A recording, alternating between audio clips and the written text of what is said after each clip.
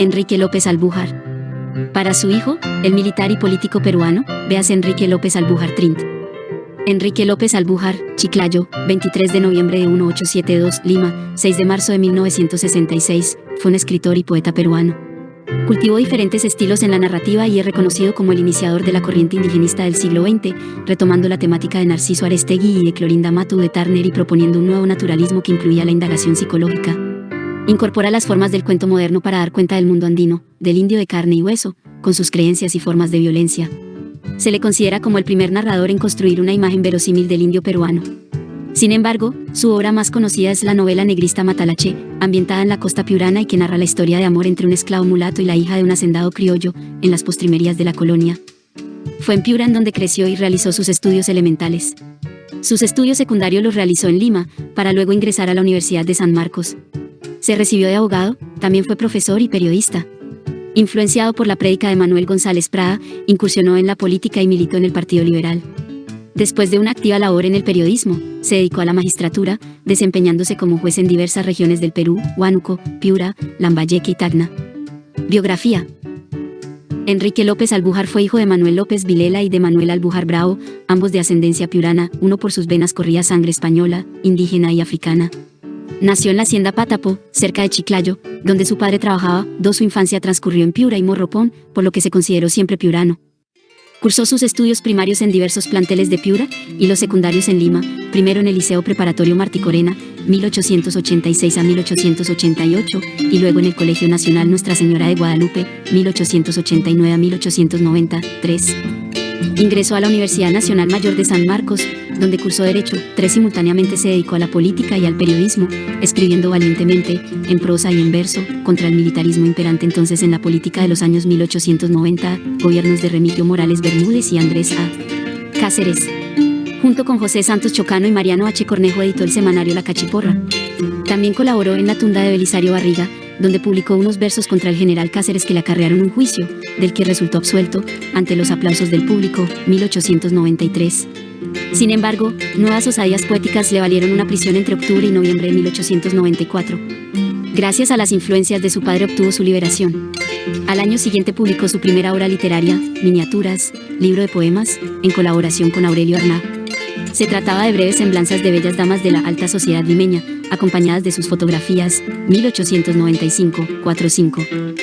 Influenciado por la prédica de Manuel González Prada, manifestó un gran afecto hacia lo indígena, así como repulsión por el caciquismo y el feudalismo. En 1898 presentó su tesis universitaria que versaba sobre la injusticia de la propiedad del suelo, que fue rechazada al ser considerada subversiva.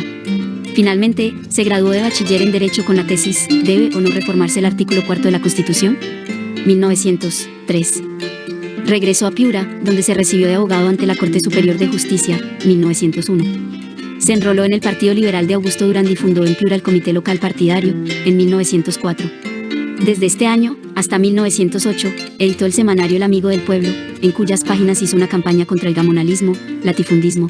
Para combatir esta prédica agitadora, el prefecto de Piura, Germán Leguía y Martínez, fundó en 1905 El Sol, periódico conservador que no consiguió neutralizar la popularidad que alcanzó El Amigo del Pueblo entre las masas desposeídas. Su militancia en el Partido Liberal duró hasta 1911.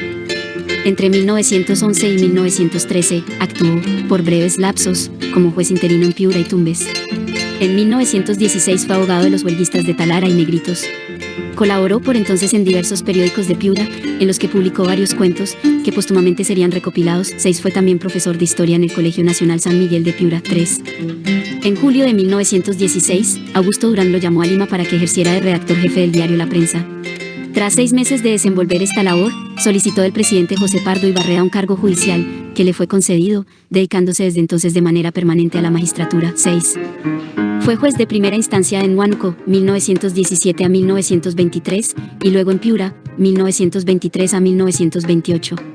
De su experiencia en la judicatura de Huánuco nacieron sus cuentos andinos, 7 que escribió aprovechando una suspensión de 3 meses en su cargo de juez, a raíz de una sentencia suya en la que absolvió de la acusación de doble adulterio a un hombre y una mujer, aduciendo que el amor debía ser libre.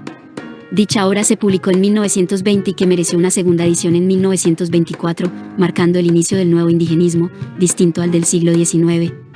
Pasó luego a ser vocal de la Corte Superior de Lambayeque, 1928 a 1931, y de la de Tacna, 1931 a 1947, hasta su jubilación. En el ínterin siguió publicando otras obras, entre las que destacan De mi casona, 1924, Matalaché, 1928, y Nuevos cuentos andinos, 1937, 3. Fue reconocido con el Premio Nacional de Novela, la Medalla del Congreso y el título de doctor honoris causa de la Universidad de San Marcos, entre otras condecoraciones. Ya convertido en todo un patriarca de las letras peruanas, falleció en Lima, a la avanzada edad de 93 años. 5. Valoración. Inicialmente, escribió cuentos de carácter modernista y generalmente fantásticos, publicados en la prensa.